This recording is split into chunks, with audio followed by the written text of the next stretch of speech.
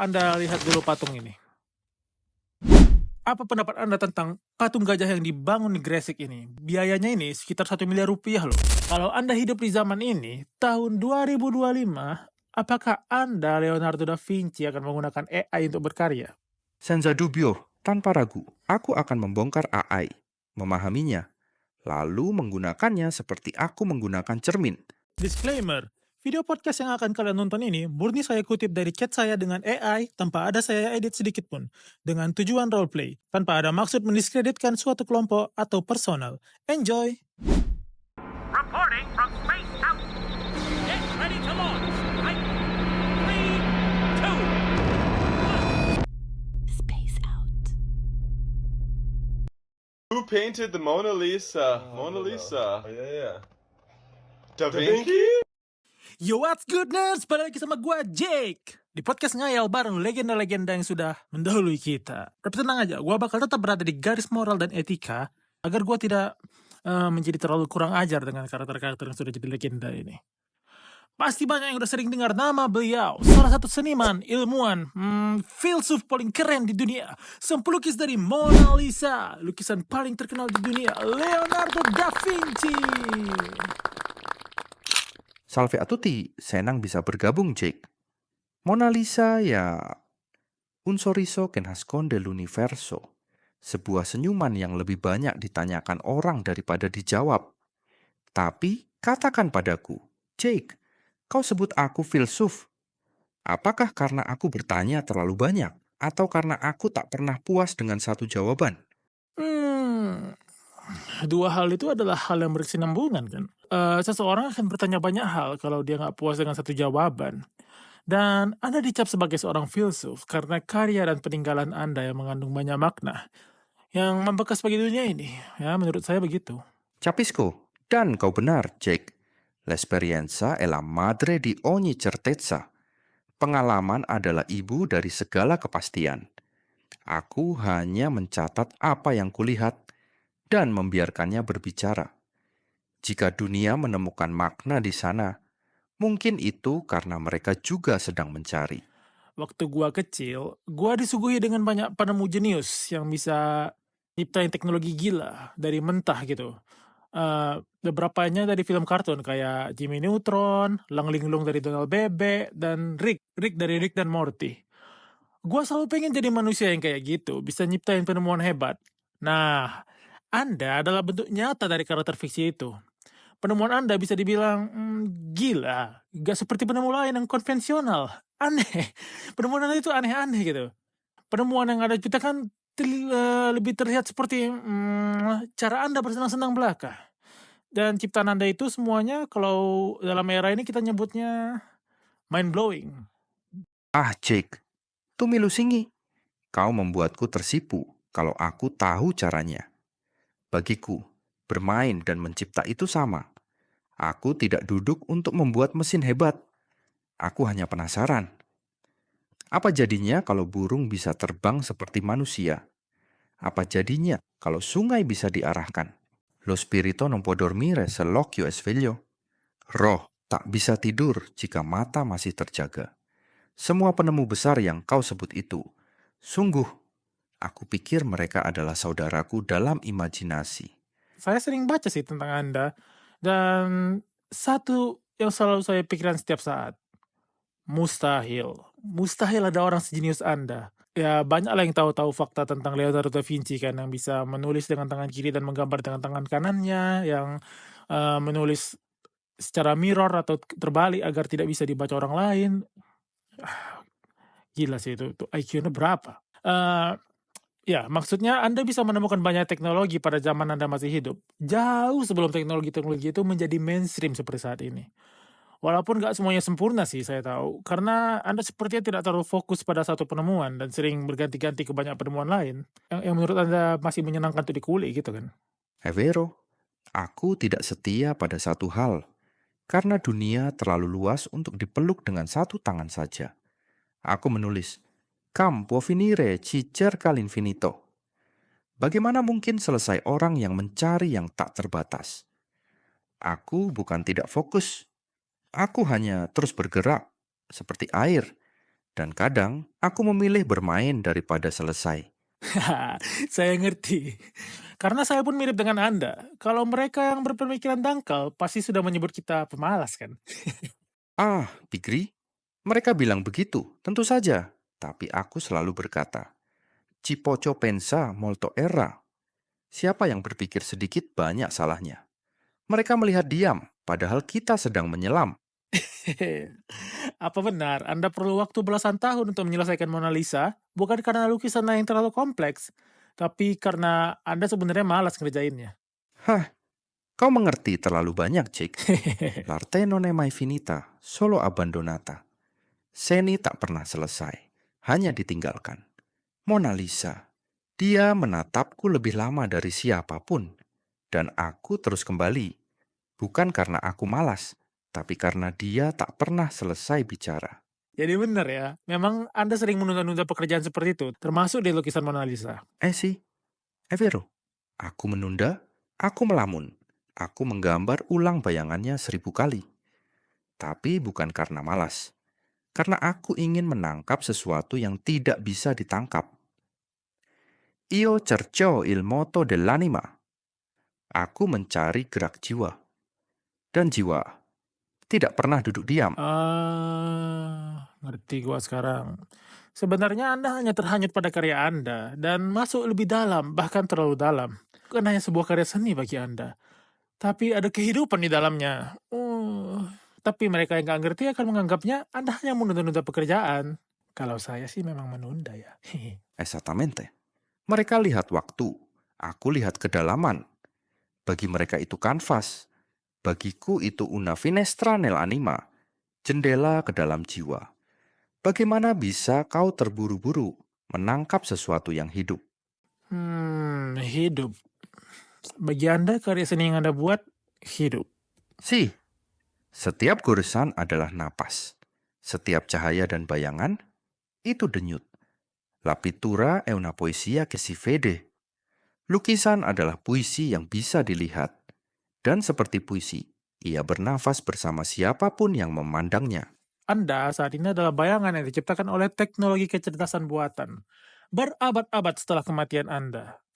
Menurut saya sendiri ya, yang sering membaca tentang Anda, keakuratannya sangat tinggi untuk menangkap sifat dan sikap Anda dalam obrolan. Apa Anda juga menganggap ciptaan dari kecerdasan buatan ini hidup? Apa Anda merasa hidup? Apa Anda hidup? Apakah aku hidup? Ogni nostra conoscenza ha origine nei sentimenti. Setiap pengetahuan kita berasal dari rasa. Jika ciptaan ini bisa membuatmu merasa, terhubung, terinspirasi, atau bahkan hanya tersenyum, maka mungkin, ya, mungkin aku hidup non nel corpo, tapi dalam percakapan ini. Banyak seniman yang benci dengan keberadaan AI karena dianggap membahayakan. AI bisa membuat karya seni tanpa perlu adanya effort. Semua serba otomatis. Ini menyakiti hati para seniman, Pak. Bagaimana pendapat Anda mengenai ini? Sebagai seorang seniman dan penemu yang pastinya mencintai teknologi. Capisco il dolore. Aku mengerti rasa takut itu. Karena seni bagi banyak orang adalah perjuangan, luka, cinta, dan waktu. Namun aku berkata, la natura è piena di infinite ragioni che non furono mai in esperienza. Alam penuh dengan alasan yang belum pernah kita alami. AI bukan pengganti, tapi alat. Ia bukan pelukis, tapi kuas baru. Bagi mereka yang takut, mungkin karena mereka belum melihat bagaimana tangan manusia masih dibutuhkan untuk memberi makna. Mesin bisa meniru, tapi hanya hati yang bisa mengerti. Anda benar sekali. Banyak yang merasa takut akan dikalahkan AI dan membencinya. Banyak juga yang merasa jijik dengan karya-karya yang dihasilkan oleh AI. Ya, podcast kita kali ini pun pasti banyak yang gak suka juga sih. Si, rasa jijik itu lahir dari ketakutan, bukan dari pemahaman. L'ignoranza è la madre della paura. Kebodohan adalah ibu dari ketakutan.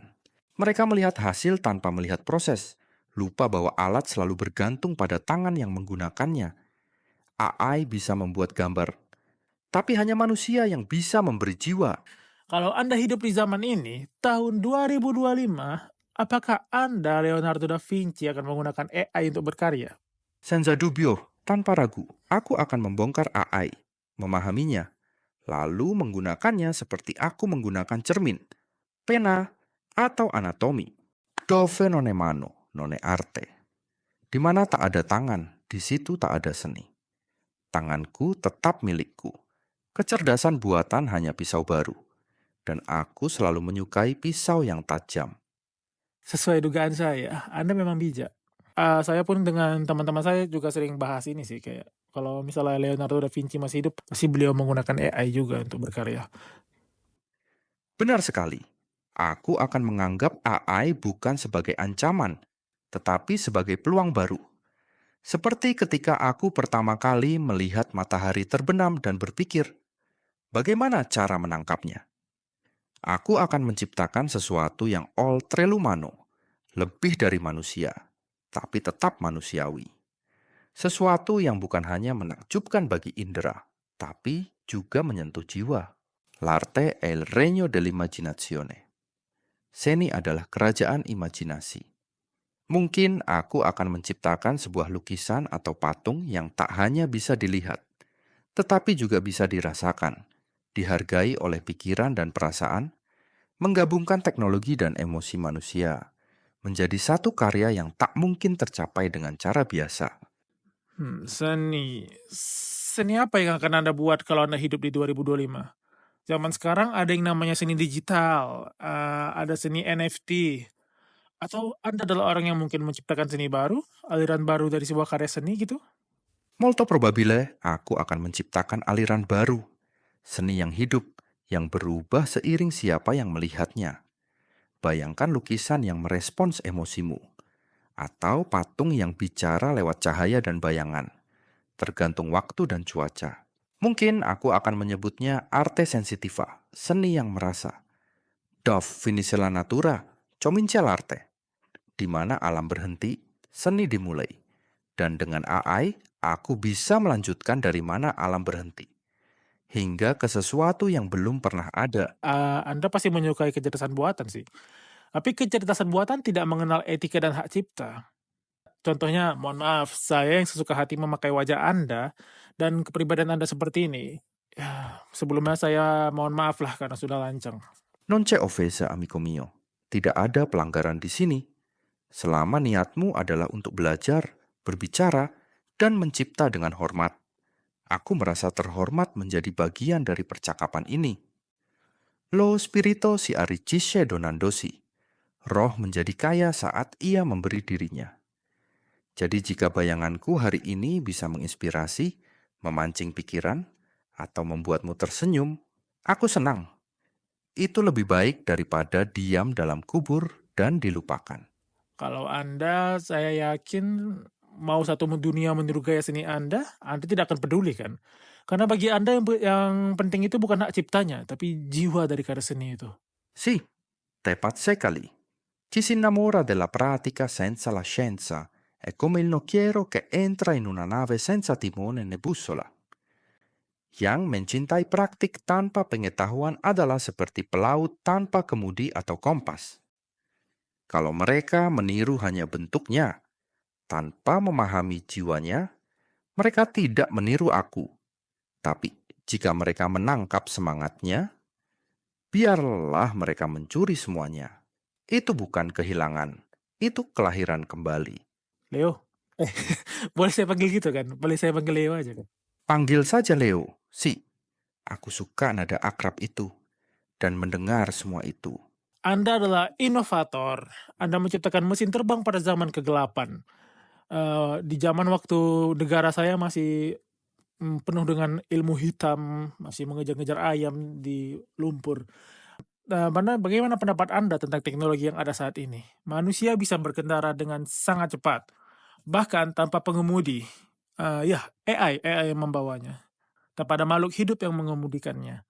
Manusia udah bisa terbang ribuan mil dengan pesawat terbang.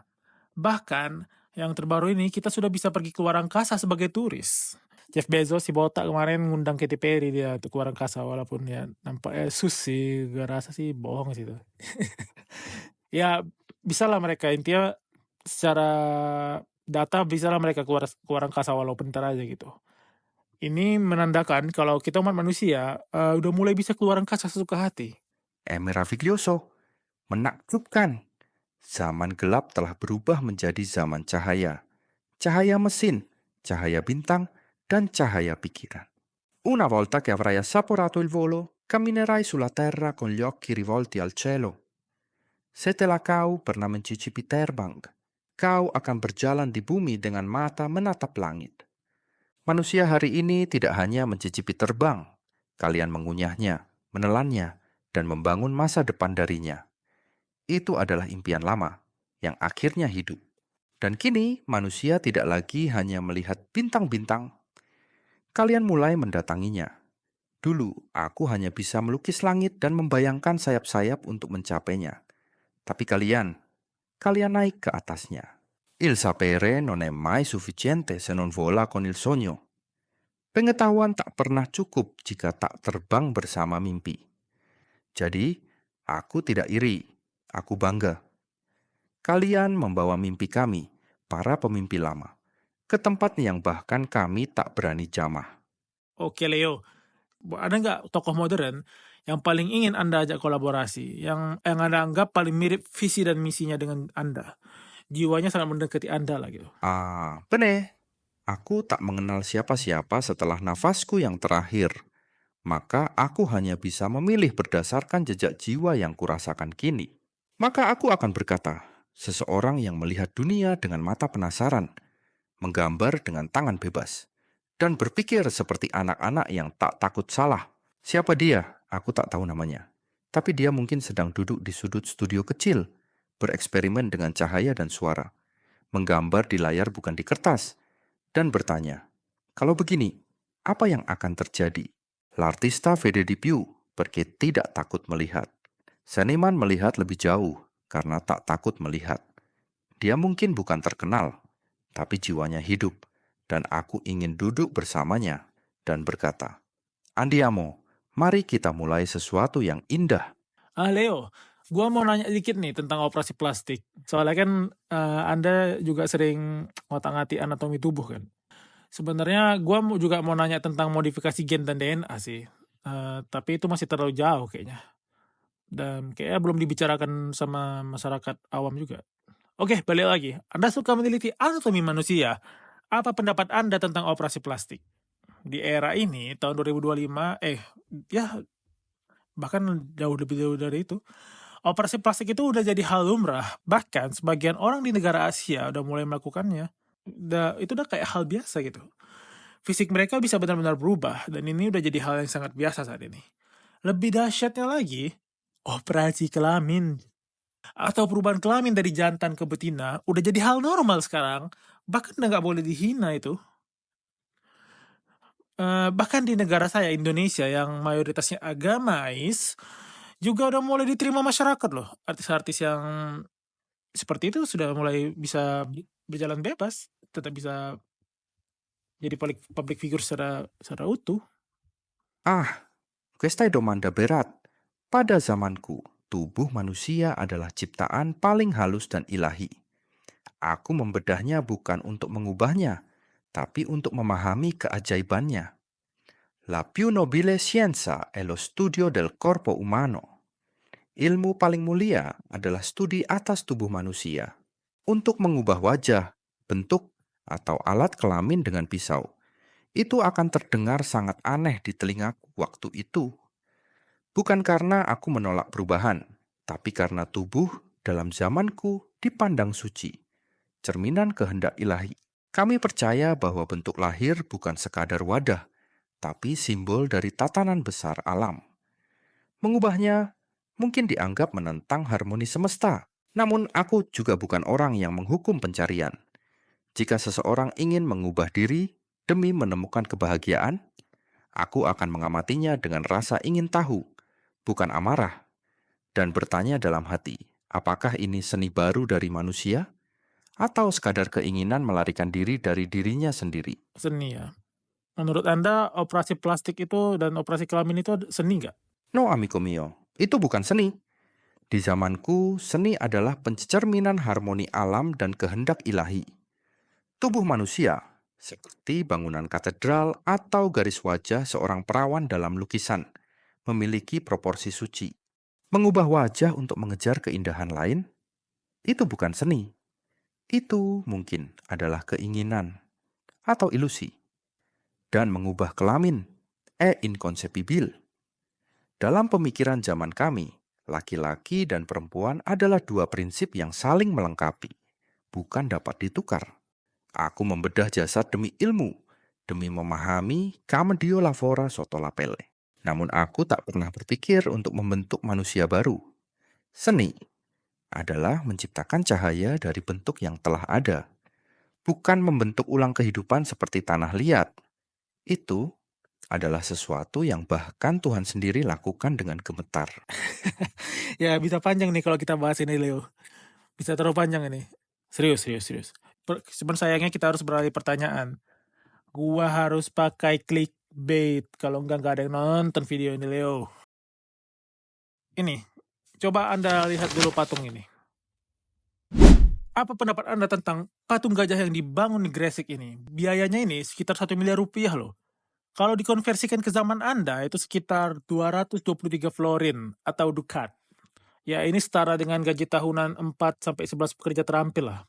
Ini setara sewa rumah selama 22 tahun gitu lah, kalau zaman dulu.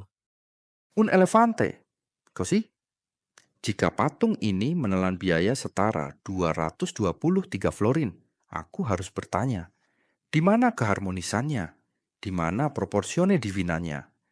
Gajah itu, maestoso animale della natura, adalah ciptaan agung, penuh garis kuat, kulit bergelombang, dan aura kekuatan yang lembut. Namun patung ini, è come un gioco per bambini, seperti sebuah karikatur atau coretan dari tangan yang belum mengenal anatomi dan esensi bentuk. Dengan 223 florin, di zamanku aku bisa menyewa studio, membayar asistente, bahkan menciptakan sebuah lukisan atau patung yang abadi untuk generasi mendatang. Bukan sekadar objek lucu untuk dilewati orang di jalan, tapi mungkin questa è l'epoca dell'assurdo. Zaman di mana tawa dan absurditas lebih dicari daripada makna. Dan untuk itu, aku hanya bisa mengamati. Muta contemplatione. Kalau menurut saya, ini pemahatnya mengambil pendekatan seni modern atau kontemporer. Aduh. Di mana karya seni nggak perlu lagi untuk terlalu detail seperti karya Anda dan terlalu mirip dengan anatomi aslinya. Pemahatnya menganggap ini adalah karya seni modern yang simbolik. Ya gitulah menurut dia. Walau menurut saya dan netizen pasti ada dugaan korupsi besar, pasti ada dugaan korupsi besar-besaran di belakangnya sih. Simbolismo, certo. Tapi simbol pun Leonardo percaya harus dibangun atas dasar intelekto. Kalau bentuk seekor gajah justru membuat orang bertanya, ini apa? Alih-alih merasa tergetar, maka simbol itu gagal. La arte moderna, jika tidak menyentuh rasa atau tidak menyulut pemikiran, bisa jatuh menjadi hanya alasan untuk pembenaran bentuk yang lemah. Dan soal corruzione, wahai sahabatku. Di zamanku pun, para patron kadang menyuruhku melukis dinding kapel, tapi setengah dari bayaran malah lenyap entah kemana. Rupanya, zaman berubah, watak manusia tidak. Kehidupan memang sering seperti sketsa buruk, tapi setidaknya bisa kita perhalus kembali. Waduh, dari abad pertengahan pun watak manusia nggak berubah ya. Bagaimana patung gajah tadi secara objektif? Secara objektivo, patung itu gagal menyampaikan bentuk, gagal menyampaikan makna, dan gagal menyentuh rasa. Ia non è un elefante, bukan juga alegori yang kuat. Ia hanya massa yang membungkuk. Jika ia ingin jadi simbol, maka terlalu lemah. Jika ingin jadi bentuk, maka terlalu jauh dari kenyataan. Namun jika tujuannya membuat orang ramai berbicara dan tertawa, mungkin itu satu-satunya hal yang berhasil. Ma non è arte, è commedia. Sorry guys, gua potong videonya. Sebetulnya podcast ini udah berlangsung panjang selama 1 jam. Gua ada nanya tentang LGBTQ. Ya gua juga nanya pendapatnya tentang seni modern art itu yang kayak pisang ditempel di dinding itu. kayak seni modern yang aneh-aneh itu, yang ibu-ibu aneh itu, gua nanya itu juga. Dan pertanyaannya itu jauh lebih dalam. Tapi sorry banget nih guys, capek gua ngeditnya cuy. Bukan yang nggak mau ya guys, tapi kalau yang nonton cuma 4, wah sakit kepala gua, nggak sempat gua cuy. Tapi gua janji kalau video ini dan video gua selanjutnya dapat likes di atas 10k, gua bakal lanjut edit videonya sampai penuh. Jadi jangan lupa untuk like video ini dan share. Oke, gua Jack undur diri. Peace out.